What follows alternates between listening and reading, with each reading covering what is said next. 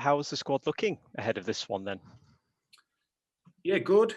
Obviously got some bodies back and some big players for us. I thought last week, I thought we had to use our middle wisely, and we probably didn't have the biggest team to get out there. I thought the boys handled it really, really well for the best part, but obviously we've got a little bit more size and power back available to us this week, which I think will be needed going to probably one of the biggest sides in the comp. Pretty much right across the board. They've got big, strong outside backs and a real big pack. So yeah, it's a timely welcome back and boost for us.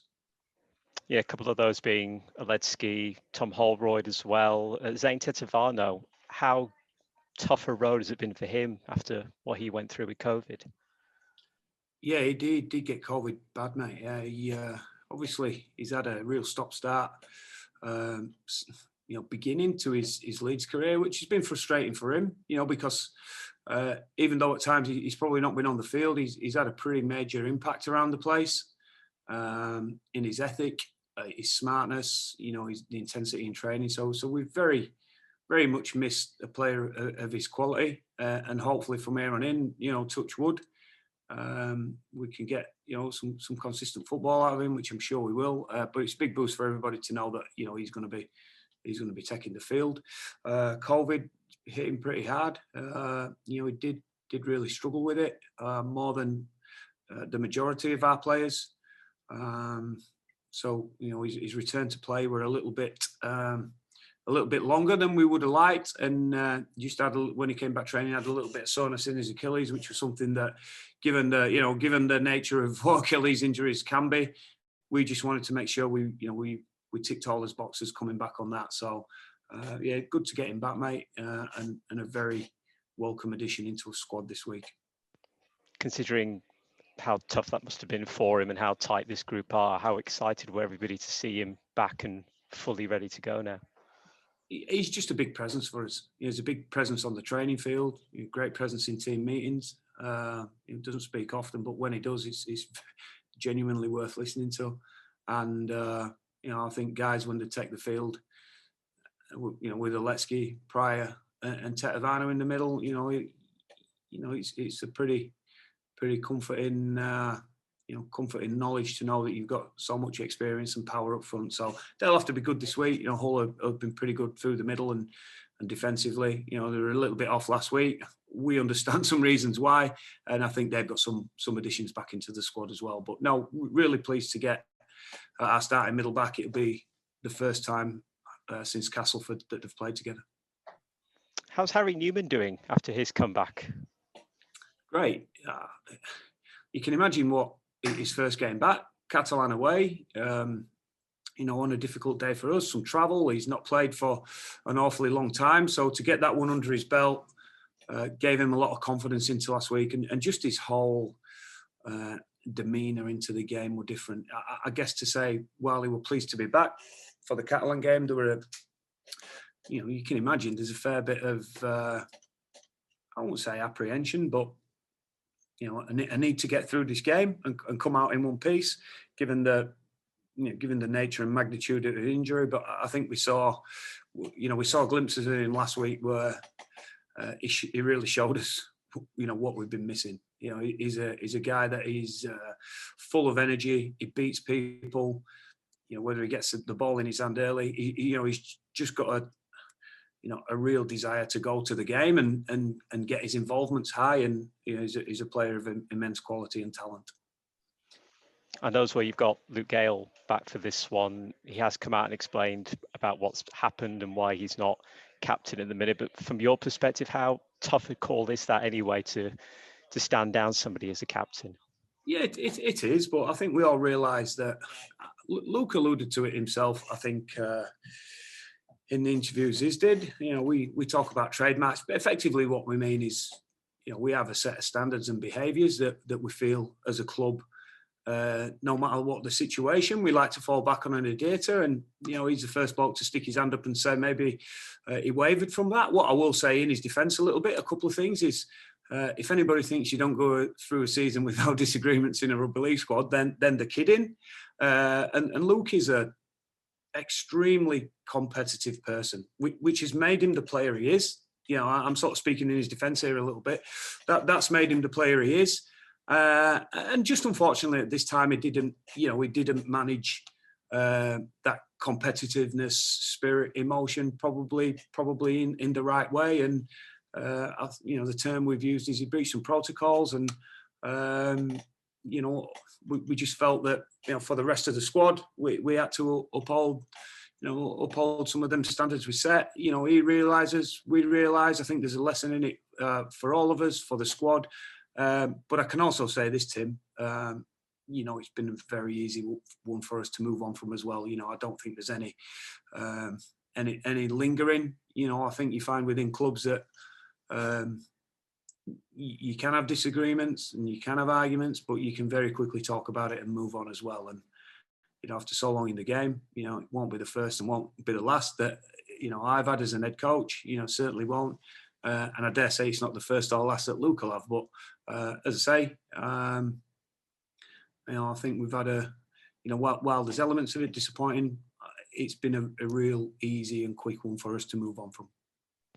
The fact as well that he says he's apologised to the group for what's happened, how much does that mean for you as a coach that he has done that with everyone? Yeah, he has. I think that was important, for Luke and the squad. And as I say, I think teammates,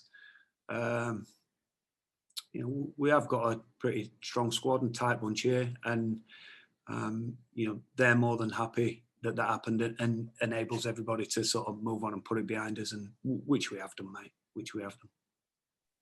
And like you say, there's going to be disagreements throughout the season, but between you and him, you have that trust in him, what he can do now between now and the end of the season. Yeah, undoubtedly. I obviously were worried that we were going to miss him last week. It's not an ideal situation, and we're not going to pretend that it were an ideal situation at all. It certainly caused us some disruption last week, but again, we just feel that I guess the bigger picture for the club and for the betterment of the club and the team, you have say some standards and behaviours that you feel are non-negotiables, and on this instance, he probably veered onto the wrong side of that, but he's the first guy to stick his hand up and acknowledge that, and that's enabled us, as I say, to sort of put it to bed and move on real quickly. In terms of who could be captain next, I know Matt Pryor's worn the armband, Reece Martin has as well. Have you decided who's the new captain going to be? Matt is captain the side when Luke's been absent this year, as he did last week, and we'll leave it with Matty, mate. And again, that's not been a real big song and dance either. It's just a case of business as usual. And what I know it won't affect is Luke's leadership. I think it's important to stress that as a scrum half and a guy that touches the ball and a guy that's very vocal for us on the field. It's important to acknowledge that his role definitely won't change in that regard. No, that's fair enough. Looking at Hollesley next then, what do you make of them under Brett Hodgson this year? I think they've done a real good job. Like everybody over this last period, they've been affected by COVID, which, as we all know, ourselves as much as anyone, it does throw a spanner in the works, and those periods are difficult to manage. I thought we saw that last week when obviously they came back without a full roster of players and a team that hadn't played for a couple of weeks, but we've probably looked back a little bit on Hull, and they're expecting probably a better version of themselves. Brett will have definitely fixed some parts of the game up on the back of that. I think Manu Mao and Josh Reynolds will be really welcome additions for him back. I think they will look a completely different team with those two guys in the squad. Big, powerful. Defensively, they've really aimed up for big chunks of this year and been a difficult team to break down. I thought one aspect I would say is they're prepared to work hard for each other, and they take some handling. Kicking game is important statistically. I think they score more tries, more repeat sets, more 40-20s than any other team in the competition, and they've got multiple threats on that, and certainly the aerial threat that comes from them. From Mahe Fanua, Logan's been coming up with some big plays for him. Both wingers can do the same. Tim Avavi can. So Sneed's ability to kick the ball early through the line is a very good one. So that's a part of the game that is a real strong point for him. Yeah, and you have alluded to it already, but is that battle in the middle going to be really important as well in this? Yeah, I think so. It generally is. It generally is. It generally dictates the energy battle, if you like, and the battle in the middle certainly lays the ground and the platform for your halves and for your edges to be able to make the most of any position. I think we learned some good lessons last time we played him. We had an awful lot of territory and we didn't really execute. We felt there were large chunks of the game that we did really, really well in that. We got forward well. We dominated a lot of field position. At the time, our attack got to some excellent positions, but we're just then able to find the right play at the right time. And obviously, defensively, we had three little sort of individual errors down his right side that cost us heavily in that game. So I think last time we played him were a good indication for us of where we're going to need to get to in big chunks of the game, but also what we're going to improve in as well. And I know as well, this is the start of 3 games in 8 days, I think it is, for your side. How difficult a challenge is that going to be for you all? Difficult for everyone. I guess if there is a positive out of it, I don't think there's too many positives for the competition when the scheduling is like it is. However, same for most teams. The positive, I guess I've got this week is there'll be some really good players and some players in form that won't get selected in our team this week and that'll be available if and when we need to rotate our squad for the Warrington game on Sunday.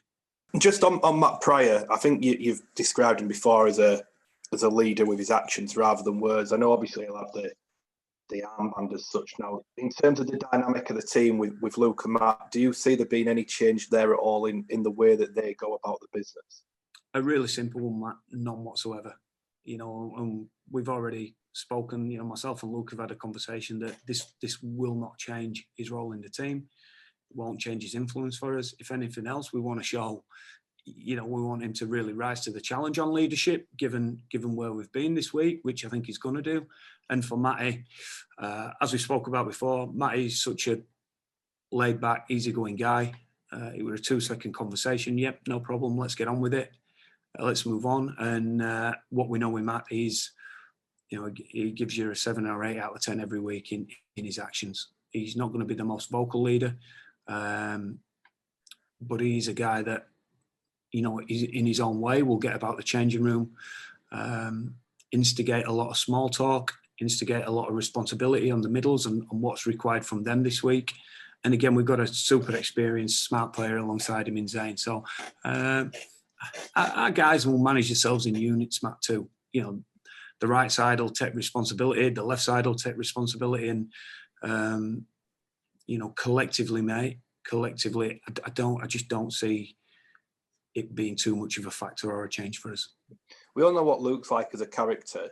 Do you think that this and a little bit of adversity, or however you want to describe it, might actually benefit him in the performances? He sort of, all eyes are going to be on him realistically, aren't they? Certainly externally. Do you think that suits Luke, having that sort of focus and that sort of pressure? Yeah, I think it'll sharpen his focus, mate. I think, as I said earlier, some lessons in it for us all, me included. Me included as well. But I can't sort of stress enough.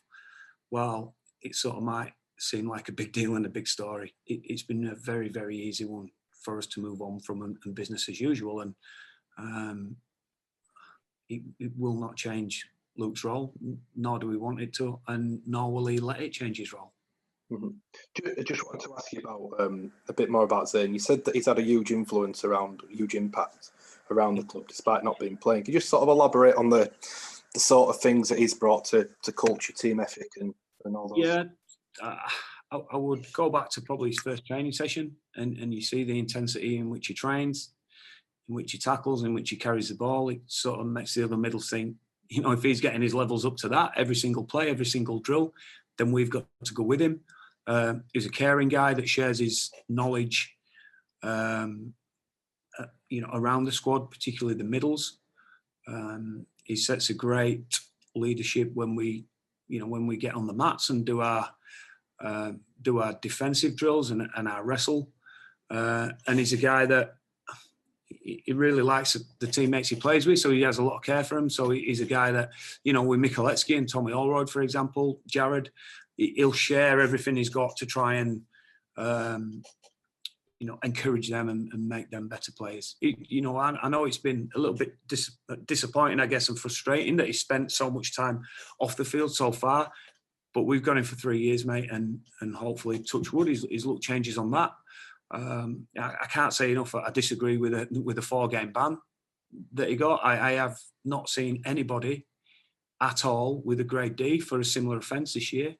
I thought he was really, really unlucky in that regard. Undoubtedly had to cop his punishment because probably quite rightly there was some, but I would be in major dispute that were worth the ban that he got. And I suppose best be careful what we say on this one.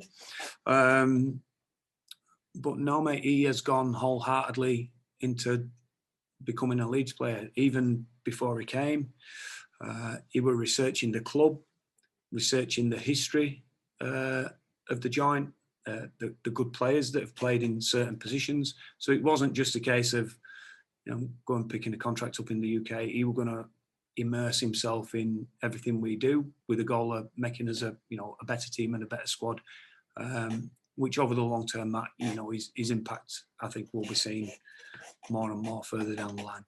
Just to pick you up on something you mentioned before, you said that you'd learned lessons from all the Gale stuff. What sort of lessons would you yourself sort of take from all this? Well, what you'll appreciate, Gary, too, is I think Luke has spoken a lot. I think we've said our piece on it, and I think to start going into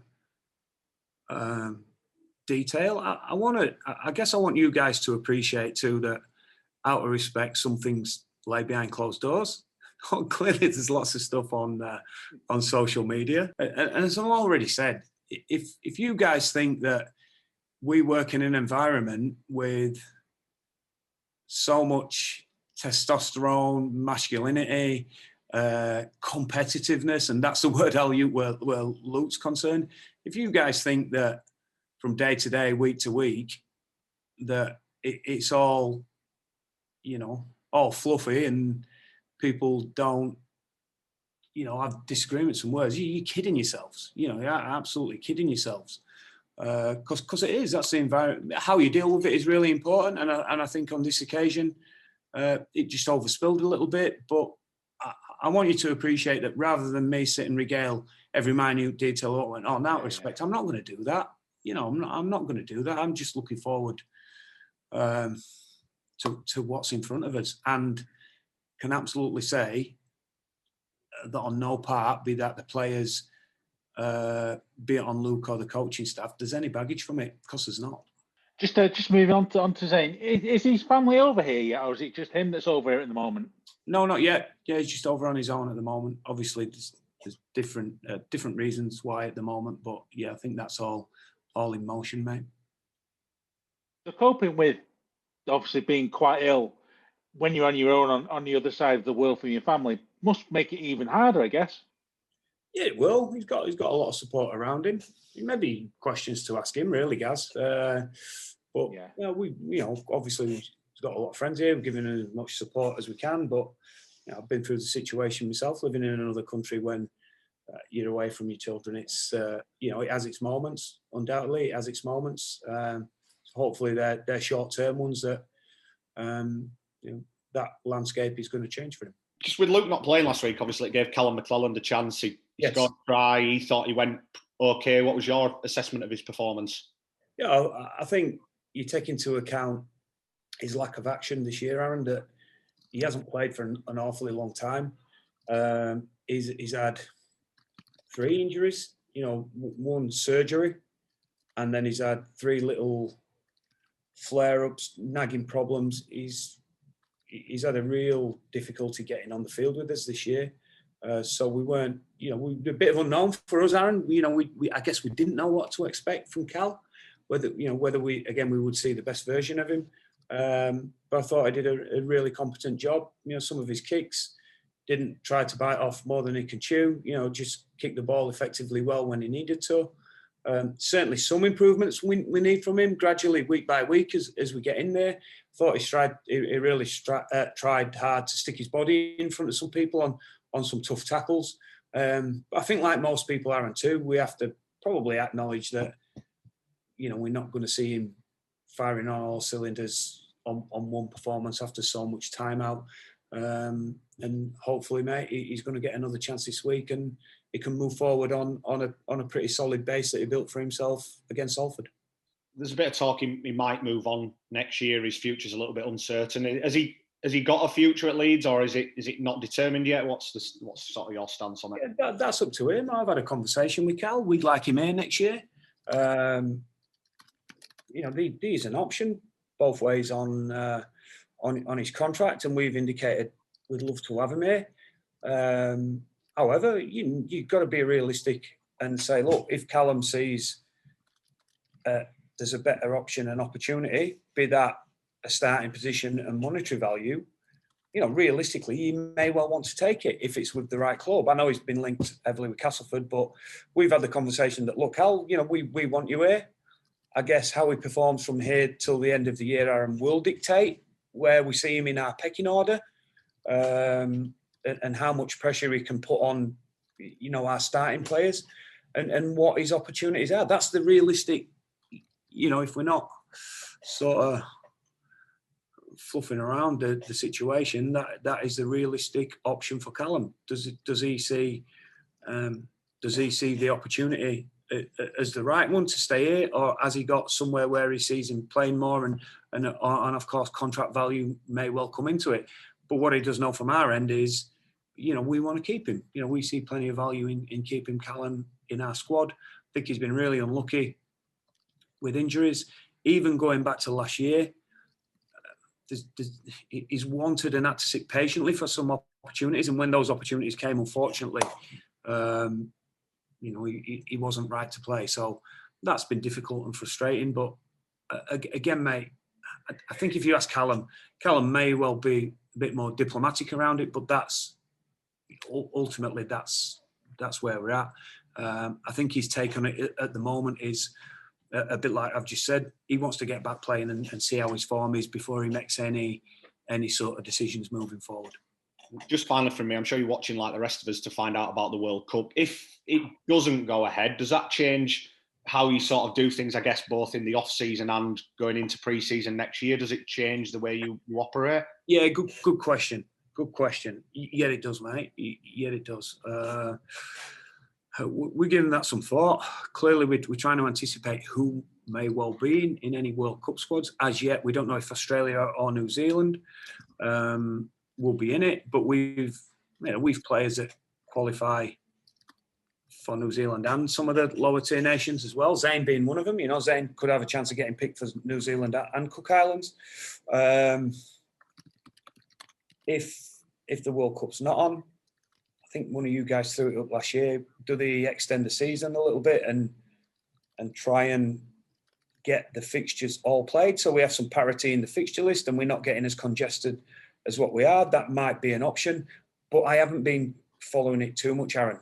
To be honest, you guys fill me in a little bit more. We're in a busy, hectic period at this moment, and I know there's some meetings ongoing behind the scenes. So when those meetings arrive at the decisions and the conclusions and give us some definites and some facts to work off, we'll have a look more at it then. But it is, mate. Yeah, it's something that we know when we get, when we get the sort of finality of what they decide, we'll have to factor some of that in on how we go about the rest of the year, and also what our pre-season will look like given who we may or may not have included.